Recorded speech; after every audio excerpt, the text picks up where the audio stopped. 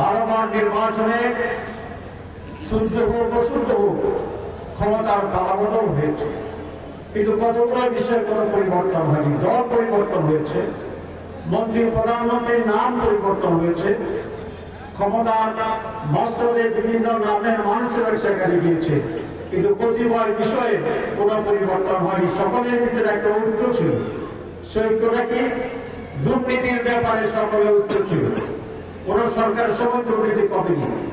এখন আমরা যাদের সাথে কম্পিট করছি তারা যখন ক্ষমতায় ছিল, বাংলাদেশ দুর্নীতিতে 3 বার চ্যাম্পিয়ন হয়েছিল। সুতরাং আমরা যদি আবার দুর্নীতি চাই তাহলে সেখানে ভোট দিতে হবে। আবার যদি আমরা একটি নৈরাজ্য চাই, যেটা ফরাদ বলছে সংক্ষেপে, তাহলে উল্টা দিকে ভোট দিতে হবে।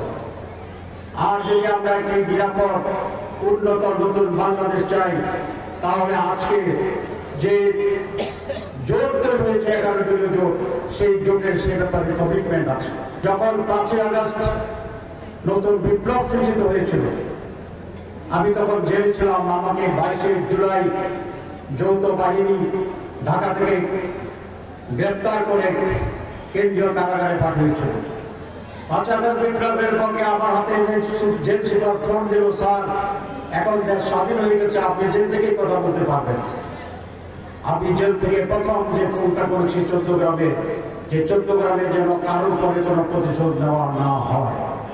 আপনার নৈরাজ্য চাই না, হত্যা রাজনীতি চাই না, খুনের রাজনীতি চাই না, দলে দলে হানাহানির রাজনীতি চাই না, চাঁদাবাজির রাজনীতি চাই না, দখলের রাজনীতি চাই না, জুলুমের রাজনীতি চাই না, বৈষম্যের রাজনীতি চাই না, অধিকারহীনতার রাজনীতি চাই না, ফ্যাসিবাদ চাই না, আধিপত্যবাদ চাই না।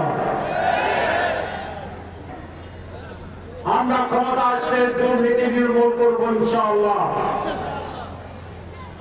এটা আমাদের ওয়াদা নয়, এটা আমাদের পরীক্ষিত সত্য। 44 জন মন্ত্রী ছিল, 2 জন জামাত ইসলামী, সেই 2 জনের কোন দুর্নীতি খুঁজে পাওয়া যায় না। আমাদের প্রায় 62 জন এমপি ছিল বিভিন্ন সময় বিভিন্ন জায়গায়। কোন এমপির বিরুদ্ধে দুর্নীতির প্রমাণ করা সম্ভব হয় না।